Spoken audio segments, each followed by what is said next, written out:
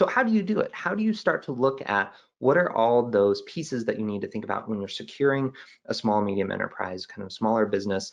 And security in general is kind of like describing a house. Like there's a lot of different components, there's specifics. You kind of need to triangulate a couple different areas.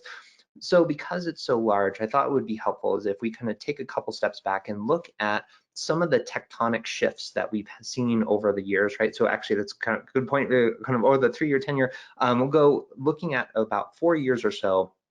What are some of the movements that we've seen, and what are those impacts that we've seen from the security landscape, how we think about setting up that, and as we start to come into year ends, thinking about your investments and what does that set you up for 2023. And so to do that, I thought it'd be helpful to kind of, we'll play with some images today and kind of get you a sense of what does that investment in security surface area look like. So coming back 4 years or so, it kind of looked like this, right? A majority of your time, attention, focus was really around kind of the office space. And even from a mental perspective, that's where a lot of the security implementations were, because it had everything there. It had all the people, it had the processes. And when you're thinking about that holistic protection, you're looking at it and say, all right, my work is over there. So I'm going to go secure work stuff over there. Not to say that remote work wasn't already happening. There's a lot of I'd say digital native organizations or globally distributed organizations already, right? So you had some of those components, but when you think about a majority of the small and medium businesses across, especially North America, but then also globally, it really wasn't the case. Not everyone's a SaaS startup and kind of working out of the basement. There were physical locations that we had to be aware of and kind of transition to. And so it was always kind of there, but not really paid attention to, is making sure, okay, you have some best practices, please come in through the VPN when you can, kind of all those other components. But a majority kind of the lion's share of your attention, focus, and budget was over on the office space. And then, as we all know, kind of the pandemic helped accelerate this, and it really kind of flipped it on its head. And so now all of a sudden, how to describe a house becomes really important, and you're starting to think, how can we secure someone else's home? And how can we secure, what does that look like? So then all of a sudden, all of these questions start to enhance, and because now people are everywhere. They're globally distributed. They're moving into tiny towns all across the, great, what are we doing with all that? So with that, your processes are also becoming distributed. They are all, majority of, I'd say, communications and applications, other pieces were already kind of throwing through the internet, going through all those different pieces, but a lot of the in-person processes, a lot of those were forced to become distributed as well. So now you have literally all of your communications happening over the internet through different applications, all these different pieces.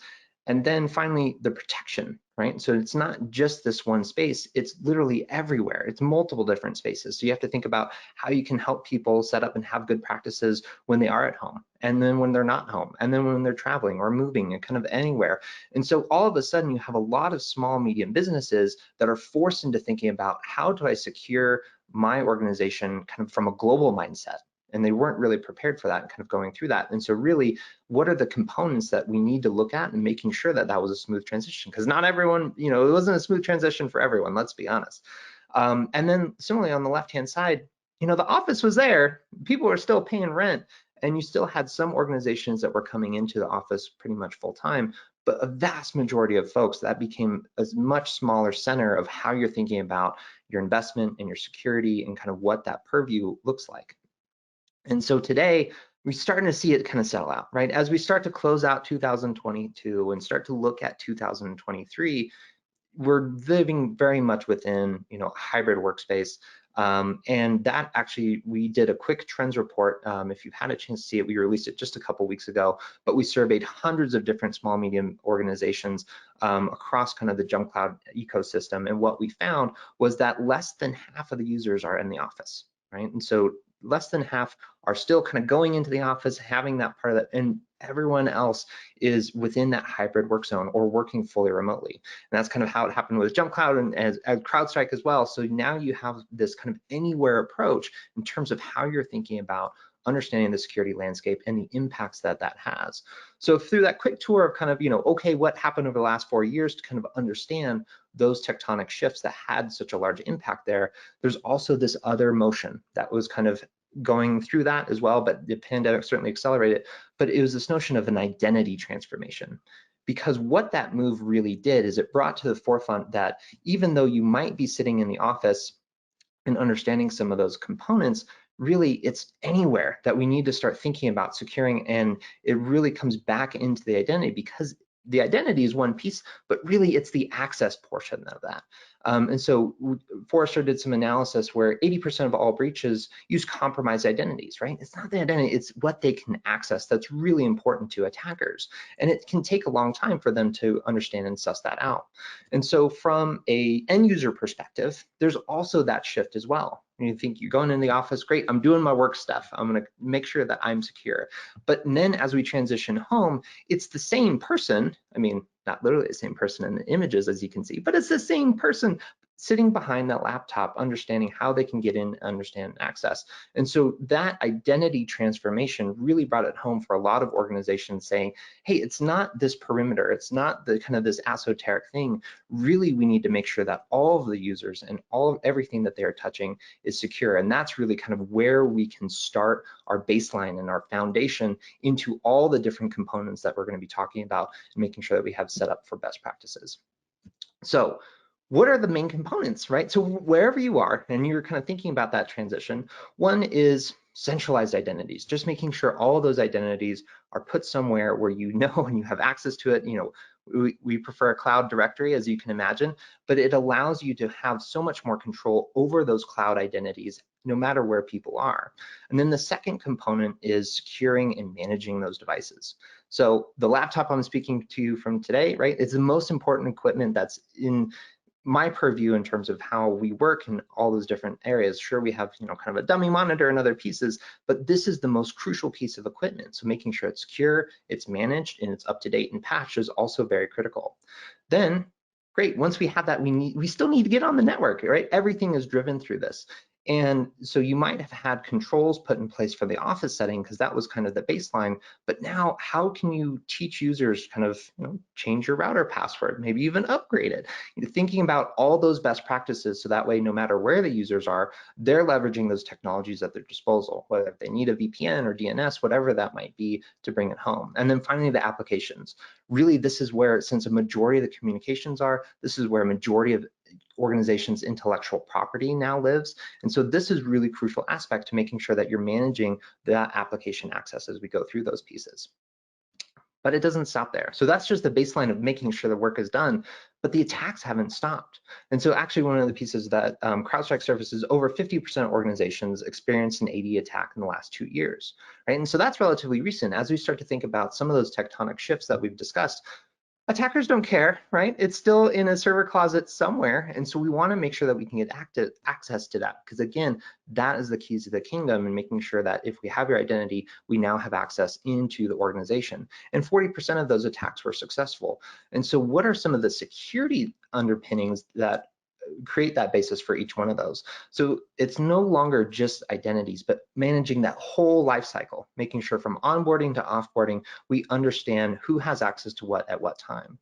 And then enhancing that with additional protections like MFA. So making sure that if you're challenging your users, you can say you are who you are, no matter where you are in the world. And then up-leveling, again, that network protection. What are some of those conditional access policies that you can put in place, or additional pieces of technology to making sure that when they're coming on the wire, it's secure and you know about it? And then that last piece, knowing about it, has become the most crucial ingredient to this all, because as we could start to transition through some of those pieces, making sure you have reporting compliance ready and set up to understand truly what your users are interacting and going through on a day-to-day basis. So as we start to combine all these different aspects, you really start to have this very similar foundation and baseline as you start to put these different pieces of technology put together. So what we did is say, great, what are some of the best practices that we've seen across the JumpCloud customer base and ecosystem and other places, just to have a really good set? And we've been talking through a bunch of these different technologies. So that'd be fun to kind of put it up in a bingo square, at least my security 3x3. And where possible, try to make it all the 3 acronyms, right? So these are only the pieces that you need to understand.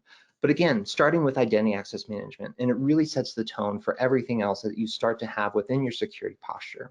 Then moving into mobile device management, managing those devices, making sure it's secure. And then on Wi-Fi, it's the only one I couldn't get into a 3-word acronym, I apologize, but you have VPN and DNS to kind of switch it out as well. But then also moving into those applications, setting up single sign-on for your users. Let's remove passwords where we can and making sure that you have seamless, frictionless access into what you need to get your work done. And then for all those applications that don't have that, let's slide in Password Manager to making sure you have full coverage now for all those different pieces that your users might be touching. Then let's start to challenge them a little bit. Let's making sure that it's really who they are once they start accessing those critical resources with MFA.